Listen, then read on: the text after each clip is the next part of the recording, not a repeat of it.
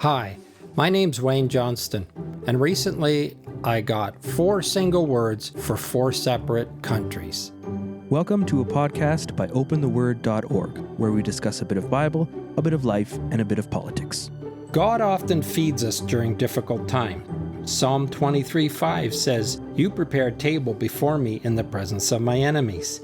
In James 1:5 in the New Testament, the author says, "If any of you lack wisdom, let him ask of God." These Old and New Testament verses have one thing in common. The context is the same. God feeds us during hard times. Look at James 1:2. Count it all joy when you fall into various trials. And then he goes on to say, ask for wisdom. During our dark times, God often provides a well-lit table for us to feast on from His Word, to get us through the hard times and to even overcome them. My recent example, I was picking up dog food at a company last week. I started to talk to the business owner. We talked about the China flu and different countries and how they were coping during the pandemic. So during this casual conversation, several individual R words dropped into my mind. Each was different and each was associated with a major country. I was almost distracted until I realized, hey, that's profound for me.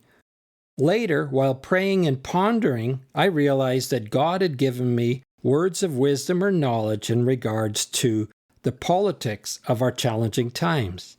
Now, I often function in the prophetic. But me and wisdom, we have a very casual, distant relationship.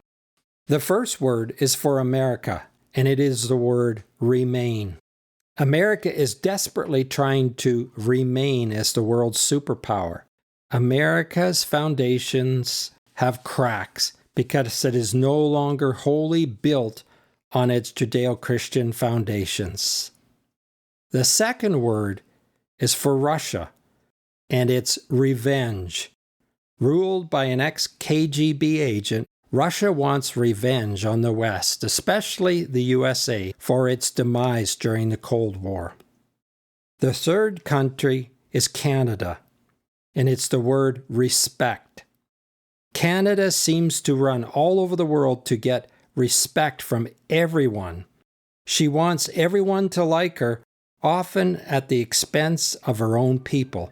I added Canada here in with all these big countries because it's my home. God keep our land. And last, China. China wants to rule. What China wants is very simple.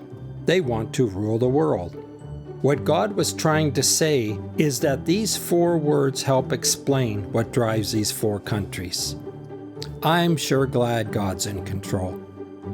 Thanks again for joining us on our podcast. Please check out our website at opentheword.org. If you enjoyed this podcast, please subscribe to receive notifications of future broadcasts. As well, please take a moment to provide a rating and even a review. Thanks again for listening.